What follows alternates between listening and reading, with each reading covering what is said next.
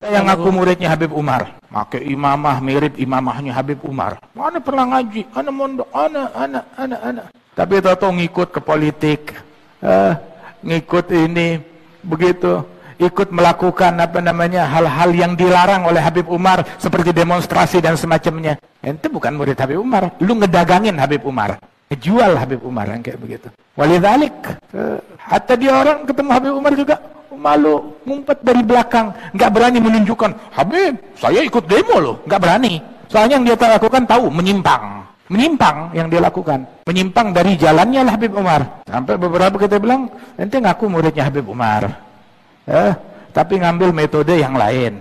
Sini, itu Habib Umar, begitu. Ente ngomong ke Habib Umar, ya Habib, ane ikut pergerakan ini, ane ikut aksi ini, ane ikut demo ini.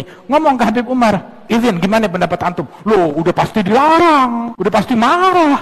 Ane nggak berani ngomong begitu. Nah, lu tahu nyimpang, yang kayak begitu. Nunjukin ke orang-orang, ke masyarakat, saya murid Habib Umar. Tapi nyimpang, dan dia menyadari hal begitu. Dia menyadari hal yang kayak begitu. Kalau memang dia merasa yang dilakukan sesuai dengan Habib Umar, datang ke Habib Umar. Habib, kayak kita bilang, Habib, alhamdulillah, kita dakwah ke Papua, kita melakukan ini dan itu, ya, di ACC direstui. Nah ini sekarang datang, Habib, alhamdulillah, kita bikin aksi caci maki pemerintah. Wah, Habib, kita bikin aksi untuk memprovokasi massa, untuk kudeta. Habib, kita ngajak manusia untuk demo. Habib, kita ngajak orang-orang untuk bikin ini dan itu. Ayo, ada yang ente banggain, sampein. Bukan ntar, Habib Umar udah jauh, gak ada berita, Habib ngedukung kita. Habib ngedukung kita. Kalau emang ente muridnya, ikutin, teladanin. Contoh, pakai pakaian, niru pakaiannya, begitu. Niru, oh kita alma maternya, oh kita berguru, kita begini. Buat dagangan, hal yang macam begitu. Umar waktu mendengar hal-hal semacam ini dilakukan oleh beberapa orang yang punya hubungan, bilanglah, fa'in asawni fagul inni bari'um mimma ta'malun. Kalau kalian melanggar saya, maka katakan kepada mereka, ini bari, saya keluar lepas tangan dari apa yang kalian lakukan. Bari umim ata'malun. Oh, tapi masih diayomi. Saya keluar dari amalan yang ini, yang kalian lakukan. Nah, yang selamat itu kata Nabi, wahiyal jamaah. Yang selamat itu adalah al-jamaah. Apa itu al-jamaah? Al-jamaah itu negara, Pak. Jadi ketika ada perselisihan yang banyak di tengah-tengah umat ini, perbedaan yang selamat, yang perbedaan yang banyak, maka yang paling selamat adalah yang membela negara. Karena al-jamaah itu definisi yang paling dekat adalah tempat berkumpulnya pemimpin umat untuk bersepakat dalam urusan mereka. Dan satu-satunya institusi yang paling sah sebagai tempat berkumpul dan bersepakat hanya negara. Makanya bapak-bapak bingung nih, mau ke kelompok mana? Nggak usah bingung, Pak. Kalau nggak mau ke NU, nggak mau ke Muhammadiyah, nggak mau ke Jamaah Tabligh, nggak mau ke yang lain, pilih satu, al-jamaah, bela negara. Jadi memihak negara, tidak akan selamat kalau tidak memihak negara. Silahkan nggak mau berafiliasi kepada kelompok yang manapun, tapi kembalilah kepada negara. Berpihaklah pada negara. Dulu, mengapa Abdullah bin Zubair kalah di Mekah, Pak? Padahal dia gubernur Mekah. Padahal dia sahabat Nabi. Tapi mengapa dia kalah? Karena dia melawan pemerintah yang sah. Dinasti Bani Umayyah. Walaupun dia soleh, kalau dia melawan pemerintah yang sah, tetap nggak benar. Aisyah, mengapa Aisyah kalah? Aisyah itu walaupun istri Nabi, Ummul Mukminin, dia tetap kalah karena dia melawan pemerintah yang sah, Ali bin Abi Thalib. Jadi masalah kalah menang itu bukan masalah siapa orangnya, tapi masalah di mana kebenaran ada. Jadi kalau bingung betul ada kelompok ini, kelompok itu, kelompok ini, pilihan yang paling benar bela negara, berpihak kepada negara. Itu pilihan yang paling benar. Muawiyah, apa salahnya Muawiyah? Melawan negara. Tetap salah yang sedemikian rupa. Maka wahiyal jamaah, kelompok yang paling selamat adalah yang membela negaranya. Makanya kalau ada kelompok-kelompok yang mengajak kita melawan negara, Pak, itu sudah pasti menyimpang. Tak ulang ya. Kalau ada kelompok-kelompok yang mengajak kita melawan negara, itu pasti menyimpang. 3 kali, Pak, biar yang nonton nanti enak. Kalau ada kelompok-kelompok yang melawan negara, mengajak kita melawan negara, itu pasti menyimpang. Dan dia pasti kalah. Sudah ada buktinya di Indonesia. DI, kalah kan? PKI, kalah. Karena melawan negara. Yang Persemesta, kalah. Daud Baru, kalah. Karena melawan negara. Dan tidak akan selamat melawan negara itu. Negara itu ada 2 item ya Pak. Negara sebagai sebuah institusi, dan pemerintah sebagai pengelola. Ya namanya pemerintah itu kan berganti-ganti. Tidak ada pemerintah yang sempurna. Betul nggak kira-kira Pak? Ya cuma Nabi lah yang sempurna. Sesempurna-sempurnanya Nabi aja masih dikritik orang. Nabi itu dikritik oleh sahabatnya sendiri. Namanya Zulkhuwaisirah. Ini cikal bakal teroris pertama. Namanya Zulkhuwaisirah. Ngeritik Nabi Pak. Makanya teroris itu dari zaman dulu memang sok suci gitu. Nabi aja dia kritik. Ya Muhammad i'dil. Wahai Muhammad, adilah. Kata Nabi, kalau saya enggak adil, gimana kalian? Saya ini manusia yang paling adil dan manusia paling bertakwa, kata Nabi. Orang ini balik badan, bukannya minta maaf, malah pergi Pak. Kata Panglima TNI, panglimanya Nabi, Khalid bin Walid, Nabi, izinkan saya memenggal leher orang itu. Da'ahu dah, biarin aja, kata Nabi. Kalau kamu penggal lehernya, orang nuduh Muhammad membunuh sahabatnya sendiri. Tapi nanti, kata Nabi, kalau aku sudah tiada, orang itu enggak satu, rame mereka itu, sekelompok orang. Nah baru kalian nanti perangi mereka, kata Nabi. Setelah aku tidak ada nanti, perangi mereka. Sampai segitunya Pak. Kelompok ini nanti akan menjadi banyak nantinya. Akan menjadi rombongan. Jadi memang kembali lagi bahwasanya selalu mereka mencari cacat pemerintah. Nah akibat-akibat mereka inilah Umar wafat dibunuh, Utsman dibunuh, Ali dibunuh. Ya nggak ada lah orang sempurna kan jadi pemimpin, betul nggak kira-kira Pak? Nggak ada yang sempurna. Coba yang membunuh Khalifah Utsman kan sudah saya ceritakan kemarin, sahabat Nabi sendiri. Ya apalagi cuman Pak Jokowi, Pak manusia biasa, Pak SBY gitu, sampai Pak Soekarno, Pak Soeharto, nggak akan sempurna, nggak akan sempurna. Manusia biasa itu, tapi jangan dikafir-kafirkan. Sebagai penyelenggara negara kita wajib mentaatinya. Kan jelas dalam Al-Quran, ati'ullaha wa ati'ur rasula wa ulil amri minkum. Taatilah Allah, taatilah Rasul dan pemerintah yang ada di antara kalian semua. Kalimatnya itu bukan wa ulil amri loh Pak, tapi wa ulil amri minkum.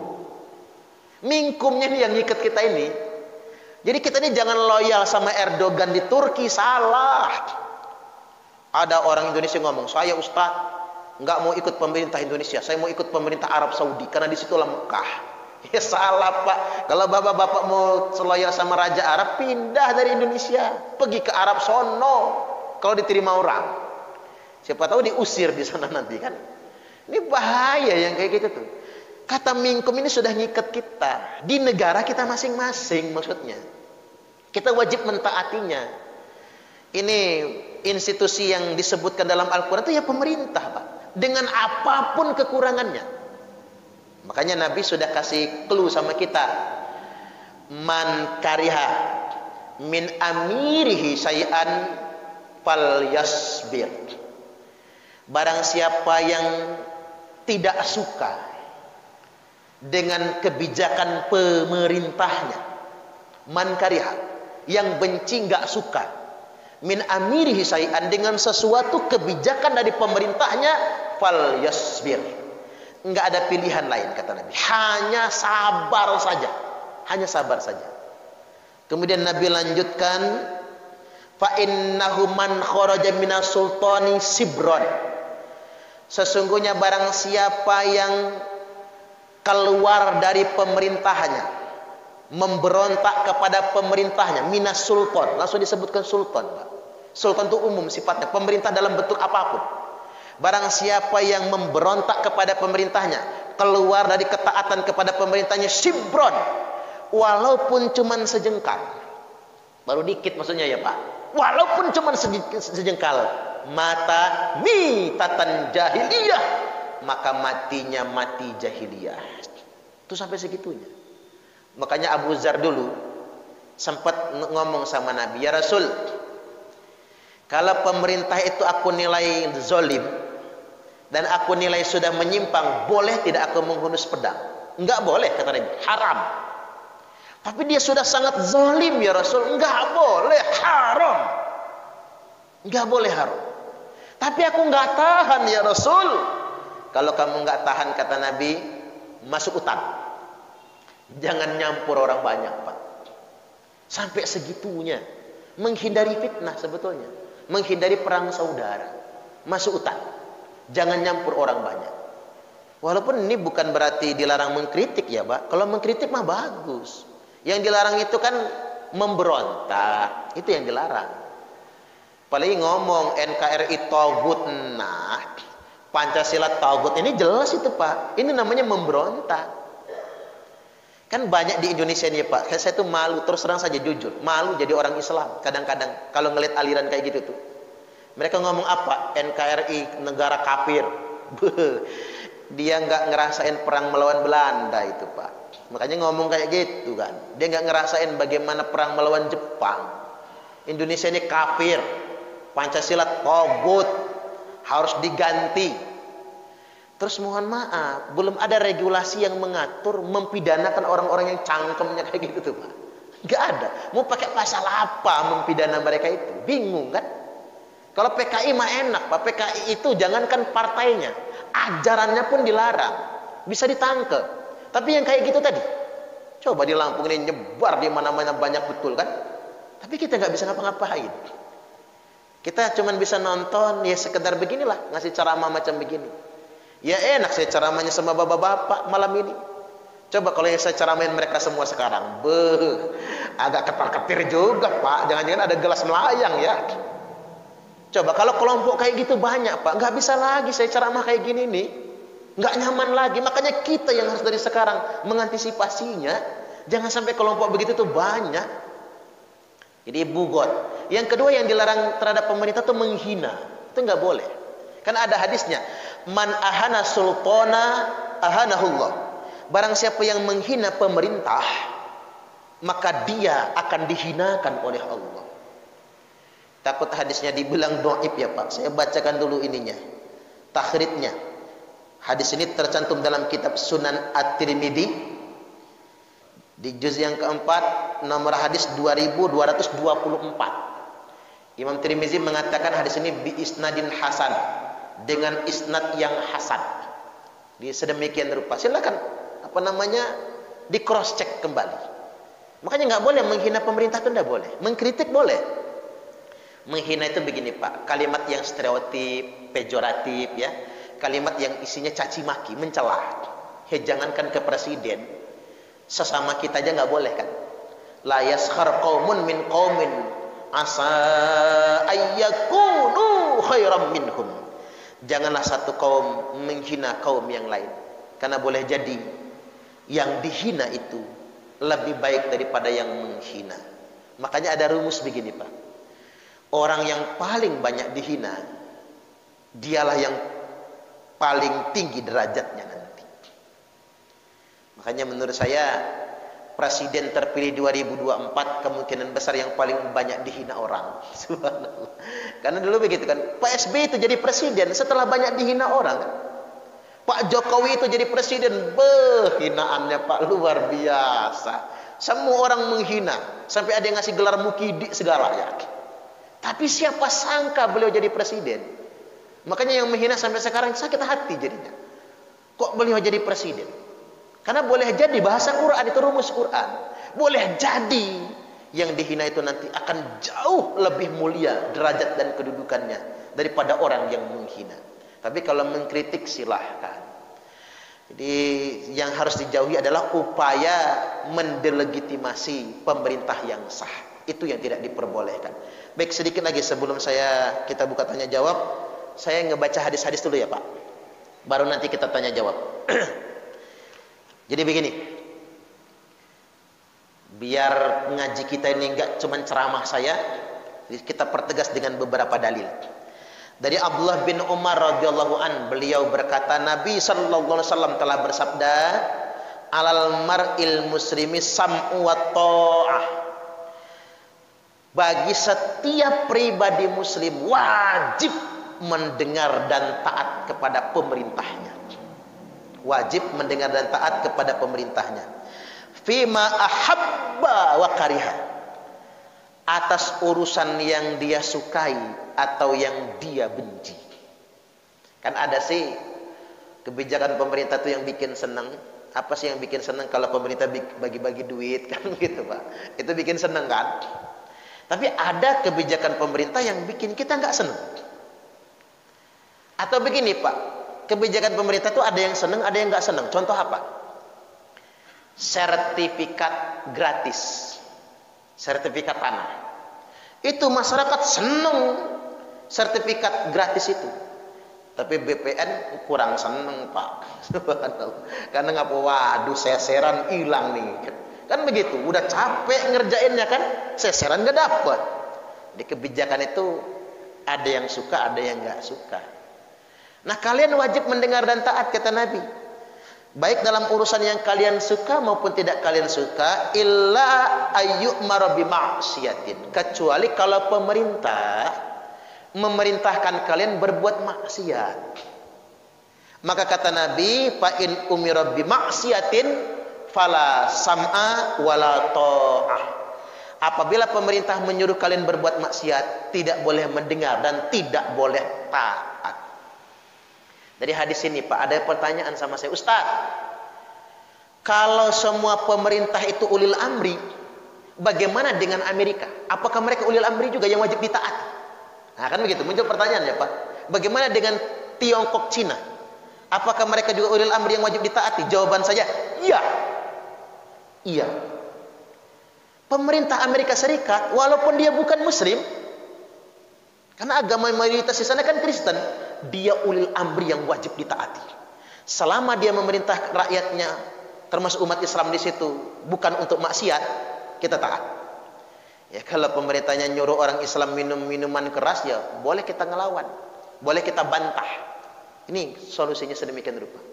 Termasuk ada yang tanya, Ustaz, ada tentara agamanya Islam, tapi tentara Amerika, subhanallah. Kalau dia mati dalam perang, apakah dia mati syahid juga? Jawaban saya, iya, mati syahid juga. Karena dia membela negaranya, walaupun negaranya negara non Muslim. Ini kunci bela negara itu Pak. Nih kalau saya upload di YouTube nanti pasti banyak diskusinya. Saya setuju banget kalau diskusi banyak. Silakan ulama berijtihad tentang perkara ini. Tapi iya, Laksamana Cheng Ho itu jenderal angkatan laut Kekaisaran Cina, Pak. Terkenal sampai mampir ke Lampung di Tolomboko, tulang bawang itu, pelabuhan Menggala itu. Itu beragama Islam, tapi sangat disayang oleh Kekaisaran Cina. Saya pikir Laksamana Cheng Ho itu sudah bisa membuktikan kapan beliau benar-benar beragama dan bernegara. Tidak harus sekuler kan? Maksudnya saya begini Pak, menjadi rakyat yang baik, menjadi muslim yang baik itu enggak harus menjadi Islam liberal, enggak harus liberal berislam ini, enggak harus sekuler berislam ini. Kita bisa dengan bahasa agama jelas, taat kepada negara, loyal kepada negara, itu perintah Al-Quran soalnya, perintah Allah dan Rasulnya. Jadi walaupun kita diperintah oleh pemerintah non muslim sekalipun di negara non muslim, kita wajib mendengar dan taat. Karena nasnya jelas, kecuali kalau diperintah untuk berbuat maksiat. Jadi saya nggak mau Pak, ajaran Islam ini menjadi merusak. Di Thailand, memberontak di Thailand Selatan itu Pak, pengen merdeka. Ya Thailand itu negara berdaulat. Sebagai sebuah negara berdaulat, sejengkal aja nggak akan dia biarkan tanah air mereka lepas. Betul nggak kira-kira? Nah umat Islam yang baik di sana nggak boleh memberontak kepada pemerintah Thailand. Muslim Moro Filipina, nggak boleh dia memberontak kepada pemerintah Filipina.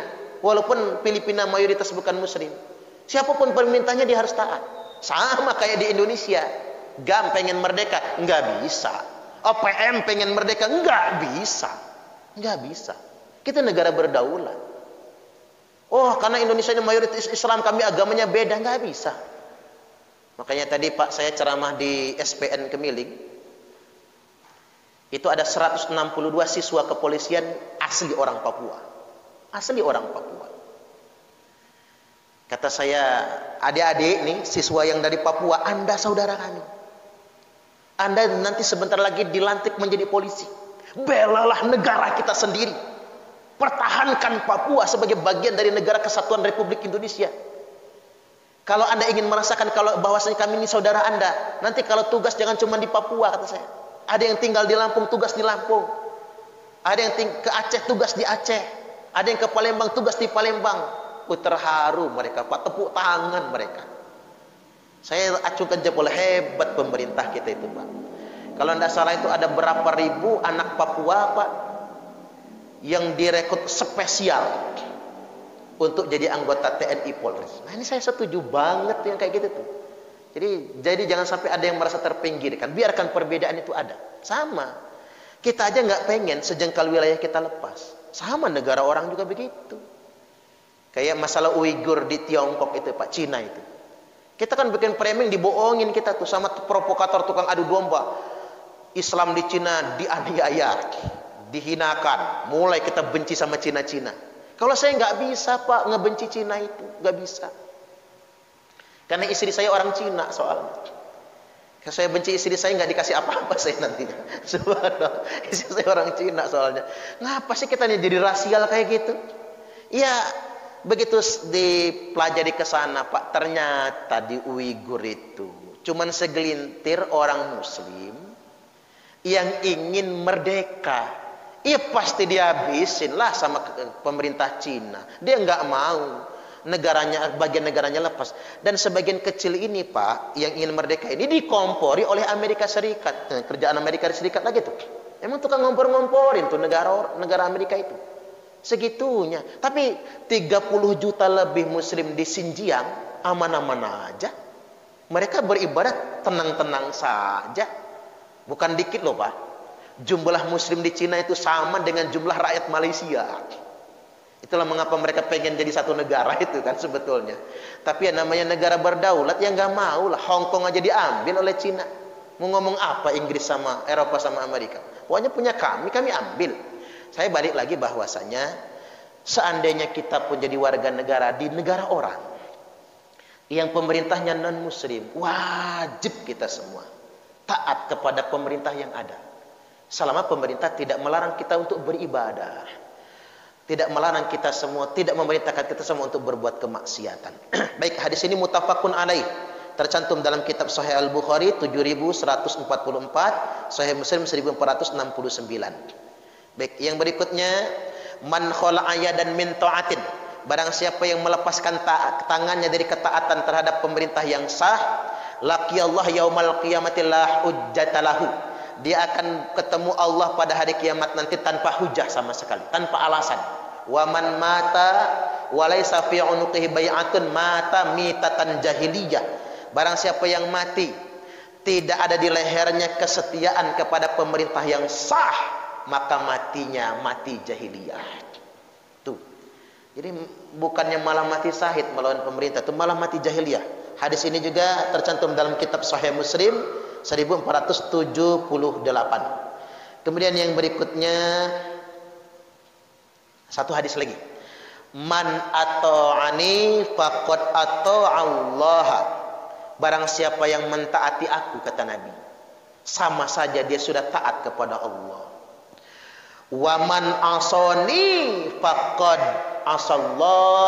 Barang siapa yang mendurhakai aku, melawan kepadaku, kata Nabi, sama saja dia melawan kepada Allah Subhanahu wa taala. Wa may yuti'il amira faqad ata'ani. Barang siapa yang mentaati pemimpinnya, maka sama saja dia sudah mentaati aku. Wa may ya'sil amira faqad asani. Dan barang siapa yang durhaka kepada pemimpinnya, maka sama saja dia sudah mendurhakai aku. Muttafaqun alaih, tercantum dalam kitab Sahih Al-Bukhari 7137, Sahih Muslim 1466. Sampai di sini kita buka tanya jawab. Silakan Pak, bebas pertanyaannya.